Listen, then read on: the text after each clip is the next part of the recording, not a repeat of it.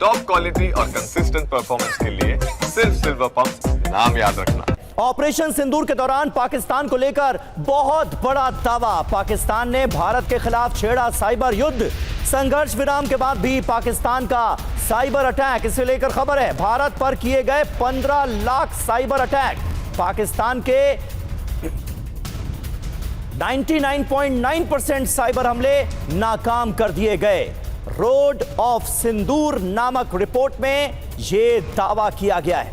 तो देखिए किस तरह से बड़े साइबर अटैक्स को अंजाम देने की फिराक में था पाकिस्तान, लेकिन उसका यह हमला भी कर दिया गया नाकाम।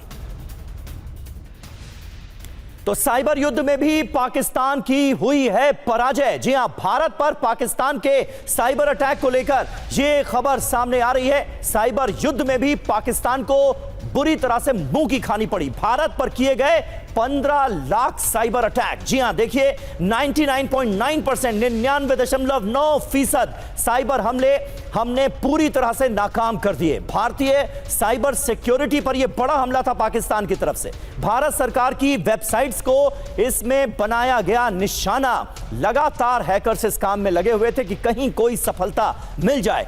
रोड ऑफ सिंदूर नाम की रिपोर्ट में यह बड़ा दावा किया गया है। पाकिस्तान, बांग्लादेश, मिडिल ईस्ट के ग्रुप्स ने अटैक करने की कोशिश की, साइबर अटैक करने की कोशिश की भारत पर, लेकिन ज्यादातर साइबर हमले पाकिस्तान से किए गए, ये पता चला है। पाकिस्तान के 7 डोमेन की हमने पहचान भी कर ली है और उनके बारे में पूरी जानकारी जुटाई जा चुकी है। लेकिन बड़ी बात यह है कि इन सभी साइबर अटैक्स को पूरी तरह से नाकाम कर दिया गया। 99.9% साइबर अटैक्स पूरी तरह से नाकामयाब हुए। और ऑपरेशन सिंदूर के बाद चीन और तुर्की को लेकर बड़ा दावा किया जा रहा है। चीन और तुर्की की साजिश का पर्दाफाश हुआ है। चीन और तुर्की ने पाकिस्तान को हर तरह की मदद दी। हथियारों के अलावा इंफॉर्मेशन वॉर में भी मदद की गई। इंटरनेशनल कम्युनिटी में पाकिस्तान को बचाने की कोशिश की है इन दोनों मुल्कों ने। पहला चीन, दूसरा तुर्की। तो देखिए चीन तुर्की का पूरा साथ कुछ नहीं कर पाया, फिर भी पाकिस्तान, जी हां, चीन और तुर्की की साजिश का अब पर्दाफाश हो रहा है कि कैसे ये दोनों मुल्क भी इनडायरेक्टली आतंकवाद के साथ खड़े नजर आए। चीन और तुर्की ने पाकिस्तान को हर तरह की मदद दी ऐसे वक्त में जब भारत की तरफ से आतंकवाद के खिलाफ एक बड़ी मुहिम छेड़ी गई थी। तुर्की ने पाकिस्तान को अत्याधुनिक ड्रोन दिए। तुर्की ने बड़ी मदद की। चीन ने भी पाकिस्तान को मिसाइलें और हथियार दिए। ये सीधे तौर पर अब बात सामने आ चुकी है, यानी चीन और तुर्की दोनों ही देशों का साथ मिला ऐसे वक्त में पाकिस्तान को। हमारे साथ अशमिंदर सिंह बहल साहब मौजूद हैं। बहल साहब, किस तरह से आप देखते हैं इस गठबंधन को?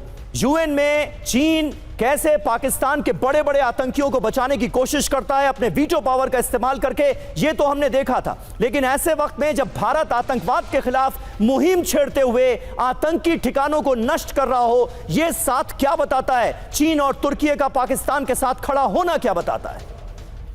जय हिंद समीर, आपने बहुत अच्छी तरीके से ये डिफरेंस बताया है कि जब भी चाइना पे कोई यूगर टेररिस्ट का अटैक होता है तब तो सबसे पहले चाइना उसके बारे में स्क्रीम करता और एक्शन लेता और इतनी चीजें करता है उस एरिया के अंदर जो बहुत शर्मनाक है। लेकिन जब भी टेररिज्म के जो लीडर्स हैं जिनको हम प्रोजेक्ट करते हैं यूएन सिक्योरिटी काउंसिल में, तो वहां पे या तो रेजोल्यूशंस को वाटर डाउन कर देता है या वहां पे वीटो कर देता है। तो कहीं ना कहीं चीन का ये दो राह जो उन्होंने अपना रखी है कि जो यूगर टेररिस्ट हैं वो तो खराब है, पर जो भारत के अगेंस्ट टेररिज्म करते हैं वो ठीक है, वो अच्छे हैं। और दूसरी चीज आपने बात करी इक्विपमेंट की, तो चीन ने अपनी PL-15 मिसाइल दी और J-10 और JF-17 में उसको फिट करने की मदद करी।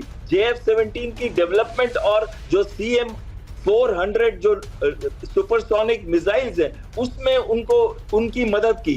तुर्की ने क्या किया? तुर्की ने भी अपने TB2 ड्रोन्स दिए। उन्होंने अपने बाइकर जो ड्रोन्स है YIHA-3 ये ड्रोन्स दिए जिनकी रेंज जो है सेवरल 100 किलोमीटर्स है और ये भारत में कई जगह गिरे पाए गए। उन्होंने अपना सोंगा ड्रोन जो छोटे रेंज का है 3 से 5 किलोमीटर का, जो अमृतसर और दूसरे एरियाज में जो बॉर्डर के पास है उनके ऊपर हमला करने में उन्होंने उसका इस्तेमाल किया। आपने देखा कि टर्की का जहाज पहले लैंड किया, फिर टर्की की कॉर्वेट आई, वो हर तरीके से। और जो ओआईसी का रेजोल्यूशन था उसको किसने चेंज किया? उसने किसको? भारत को ऐसे दिखाया कि भारत ने विदाउट प्रूफ दिए अब एक्शन ले रहा है और भारत एस्केलेट कर रहा है सिचुएशन। ये किसने किया? ये टर्की ने किया।